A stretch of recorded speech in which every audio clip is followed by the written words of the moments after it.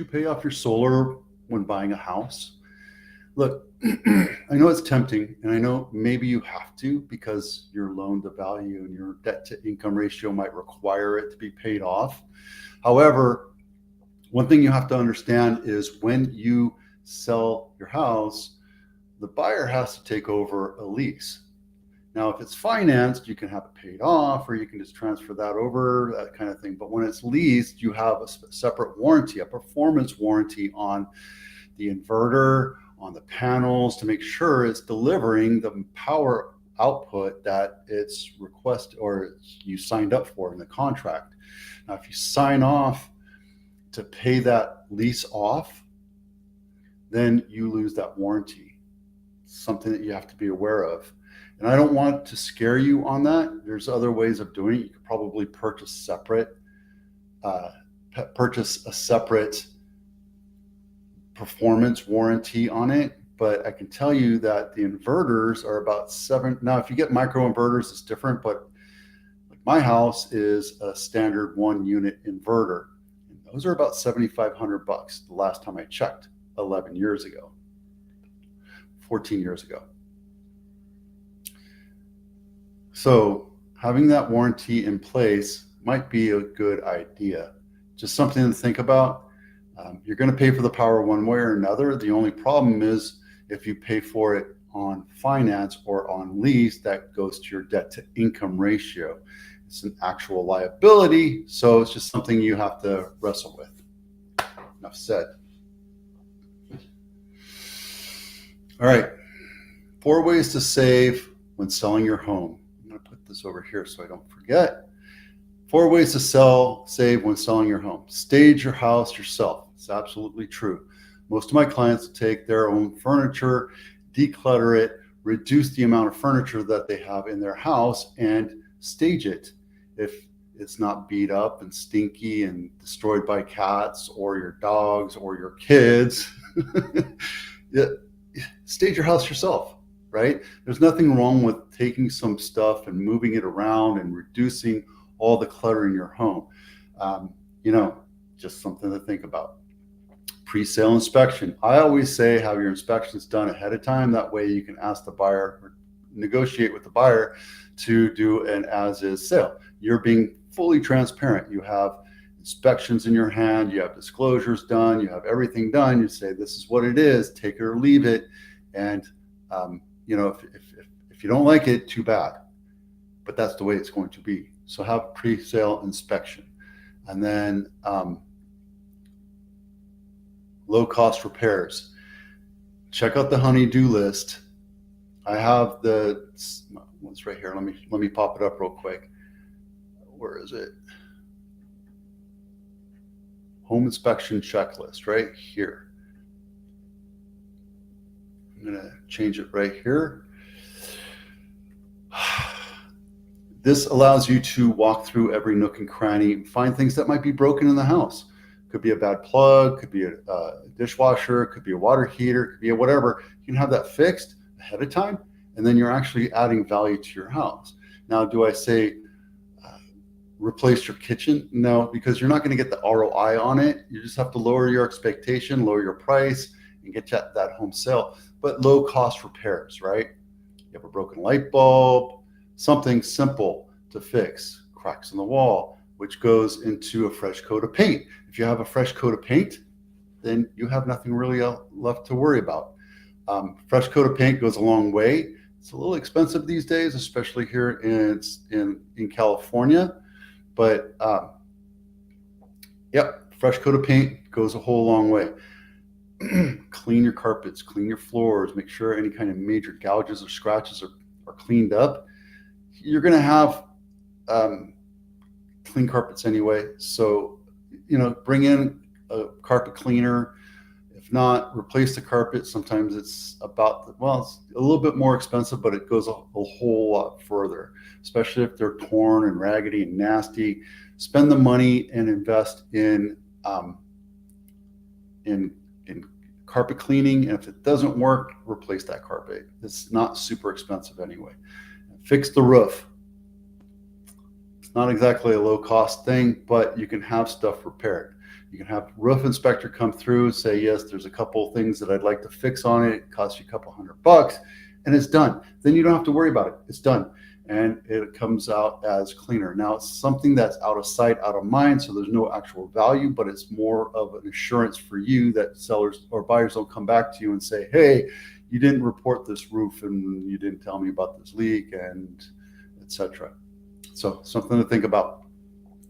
Los Gatos House of the Week, Templeton Lane, not my listing, $4.2 million, 5-bedroom, 4.5 bath, 3,900 square feet, built in 2011.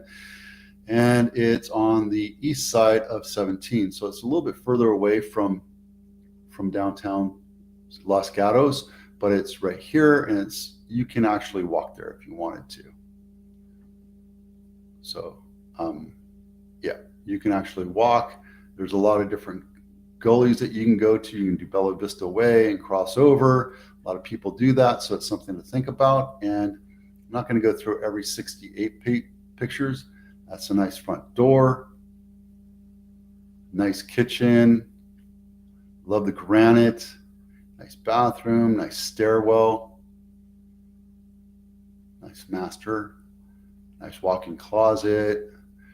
That's a little dated, but that's relatively new. Nowadays, you're having a full walk-in shower, so it's something to consider. I mean, the plumbing's already there. You might as well just tear that out and make it into whatever it is you want. Yep, there you go. Okay, let's see if they actually have a floor plan. Thank you, Mr. Agent, Mr. and Mrs. Agent. Having a floor plan really helps you help sell the house to a buyer, because they can look through and see how it looks and feels in their brain. Typically, when this is done, it's done by like a Matterport, like a 3D 360 thing. And I do it with all my listings. So it's really nice to have. All right. List price decrease. We're going to go through. I think they're really jumped this week because houses just aren't selling, and list price decreases when you're chasing the market. It's the only real way to catch the market.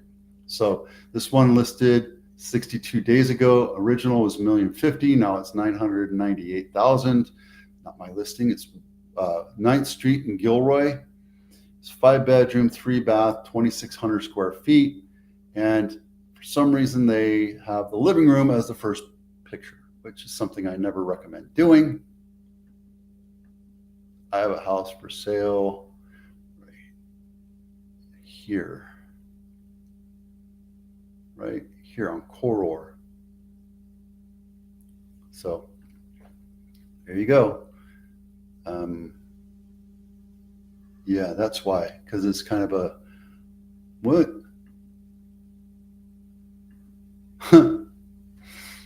That's confusing.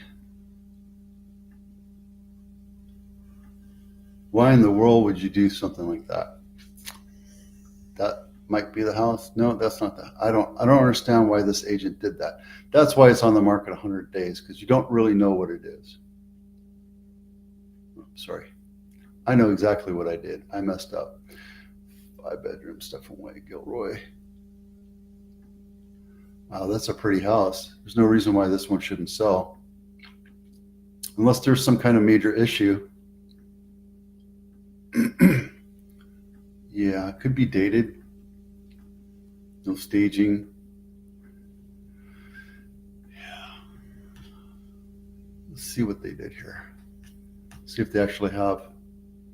Yep, they don't have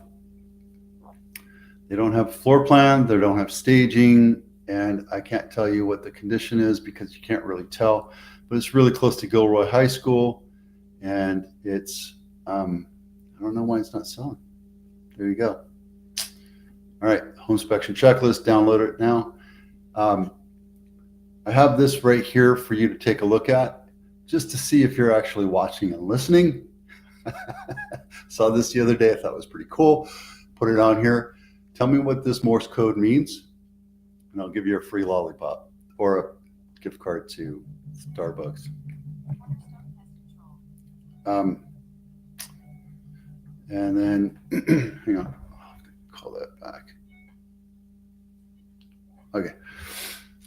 So list price, high low of the week is highest sold price is 81.88, 100%. Lowest sold price is 654 at 92%, and the highest list price was 130. Last week it was 167.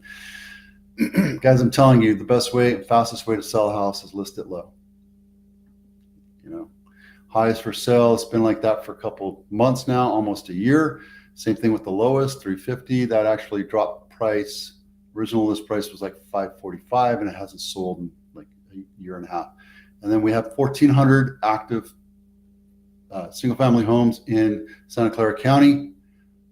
Same number as last week, but we did have 201 sales. We do have some going into contract, so that's not an issue, but we do have 319, way over 100 more list price reductions over the last year, over last week, which brings us up to almost 23%.